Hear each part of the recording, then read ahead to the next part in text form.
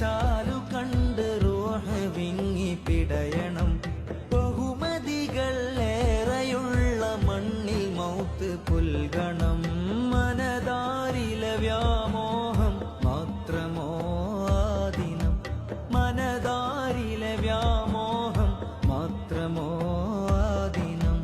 മനം നിറയെ പ്രണയിക്കാൻ കഴിയാത്തതാണോ കാരണം?